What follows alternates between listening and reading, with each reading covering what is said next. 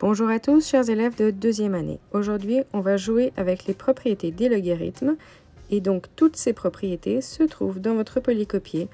Vous avez des formules et des propriétés. N'oubliez pas d'aller consulter votre cours. Si vous voulez essayer de faire l'exercice avant la correction, vous savez qu'il faut arrêter la vidéo.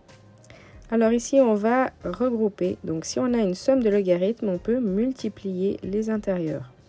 Quand on a un 2 devant, il va rentrer en exposant. Et donc ici, premièrement, je rentre tout ce qui est multiplié devant par rentrer dans un logarithme en puissance. Quand j'ai une addition, je vais les regrouper en multipliant donc les intérieurs. Et quand j'ai une soustraction, eh bien ça part en division. Donc 3 au carré, ça fait 9. Et puis ensuite 2 au carré, ça fait 4. On peut encore simplifier donc pour avoir que log en base A de x égale à log en base A de 12. Bijection, donc, puisqu'on a une égalité d'images, forcément les préimages sont à égalité, x égale à 12. Ensemble, solution, x égale à 12. Essayez. Arrêtez la vidéo et essayez. C'est parti, donc maintenant, on fait comme avant. Donc, quand on a un 4 devant, il rentre en puissance. Et puis, quand on a une addition de logarithmes, eh bien, on peut les regrouper s'ils ont la même base en multipliant les intérieurs. Ici, j'échange l'ordre pour mettre d'abord l'addition, puisque c'est commutatif l'addition.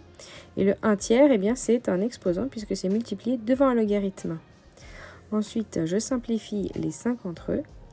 Le 27, il va pouvoir donc être multiplié aussi. Mais racine cubique de 27, ça donne quoi? Puisque la puissance 1 sur 3, ça correspond à la racine cubique. Eh bien, 3 à la puissance 3, ça donne 27. Et puis maintenant, j'ai encore divisé par 3 au cube. Et je peux simplifier donc mes 3. Et il va me rester donc 5 au cube sur 3 au carré.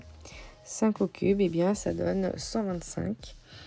Comme on a un logarithme de chaque côté, pareil, par bijection, eh bien, on peut égaliser les intérieurs, c'est-à-dire les préimages.